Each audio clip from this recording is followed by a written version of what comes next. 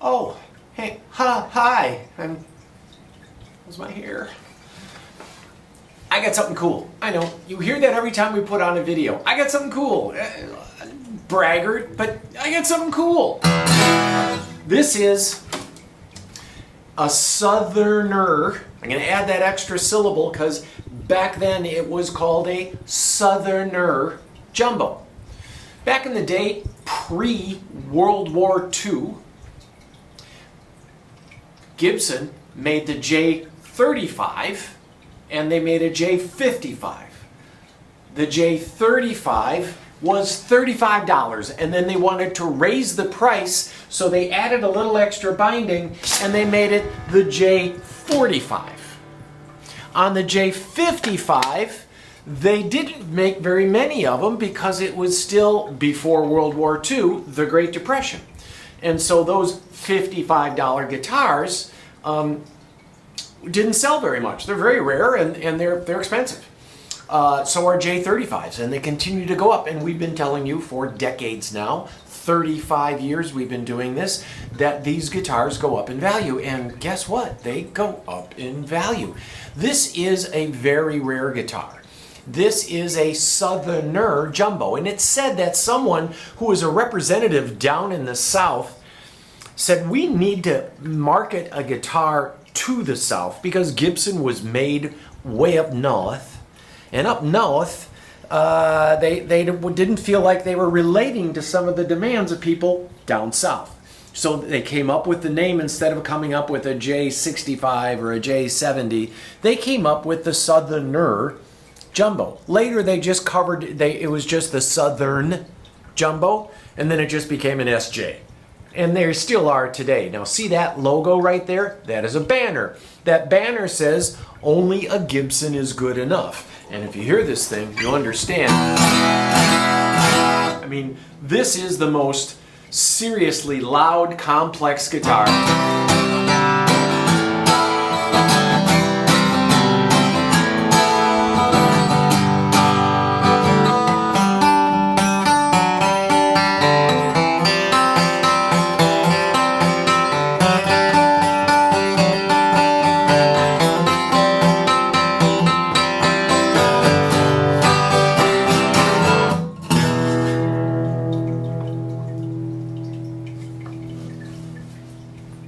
Not done yet.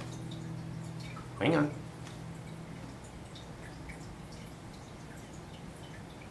Okay, so the SJ, the Southerner Jumbo, it's J45. They made these were the two main guitars, flat top guitars in their setup.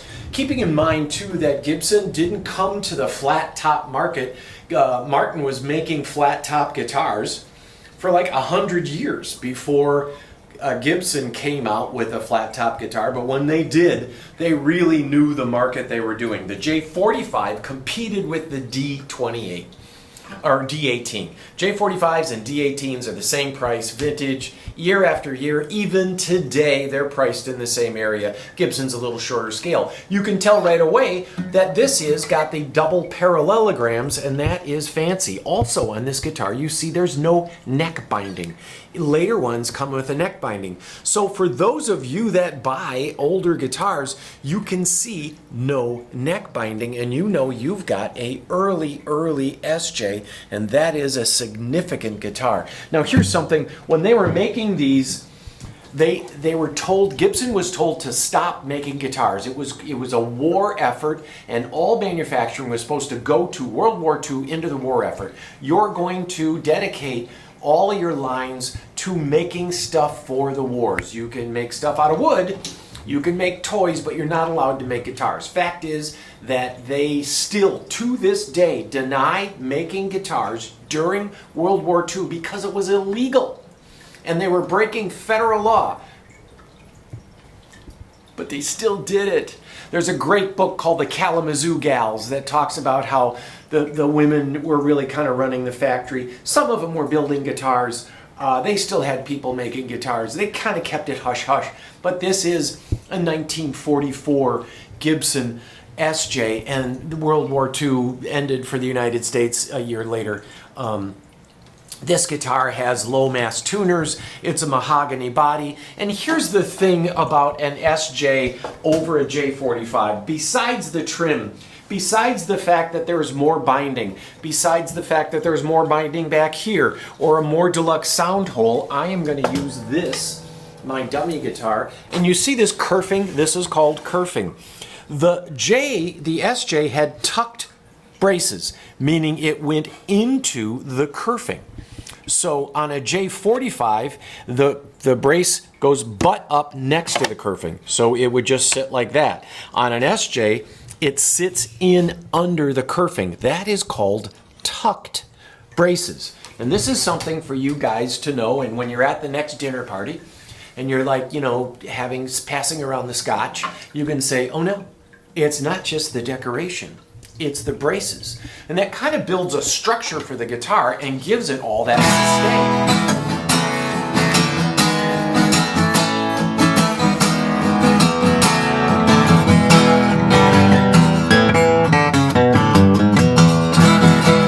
This thing is older than dirt strings too, and it sounds like that. I haven't even changed the strings. We got this from a good friend of ours, John Cooker, who owned Pachyderm Studios.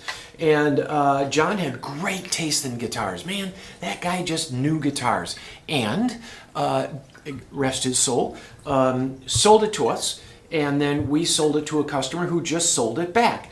And these kind of things don't come up. There was probably 30, 50 made a year in this time without binding on it. And this is just, it has your classic Gibson features. It is a tapered headstock. It's skinny here, fatter here, with a lot of mass right there. And that makes your strings just resonate. And it gives it a greater breaking angle. It has some repairs. You can see this little crack back here. It's been fixed. And then there is a couple of cracks here. It's been fixed. It's 90 years old. Cut it some slack, will you? And otherwise, it's in really good shape except for a few dings and nicks. It has that really tall saddle. See that? Tall saddle. Yet the action is down enough.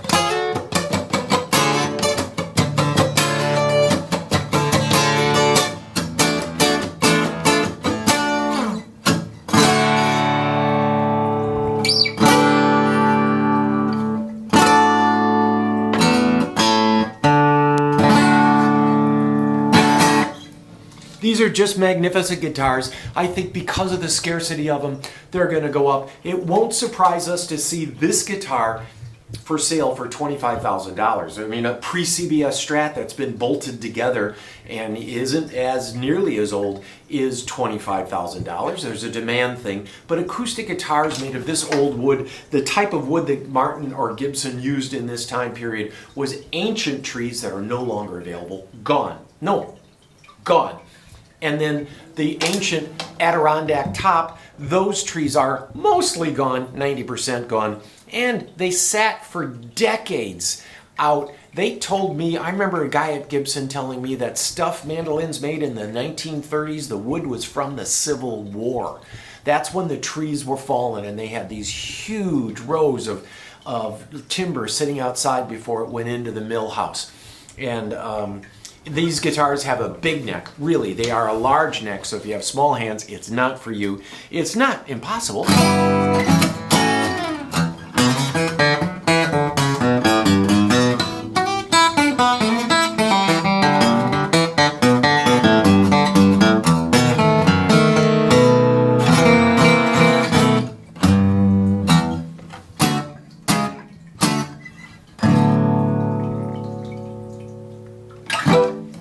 So there, this is coming in. You should take a look at it. The opportunity to buy one of these comes and goes fairly quickly, and everything on it has been addressed. It's got a nice tall saddle. The saddle could come down a little bit, but this is probably factory action the way they have it right now, and this is really a magnificent guitar. You can see some of the wear on the back of the neck, and it's just magnificent. And for all the guitars we get in, when you get one of these pre-war Gibsons in, it's really, really cool.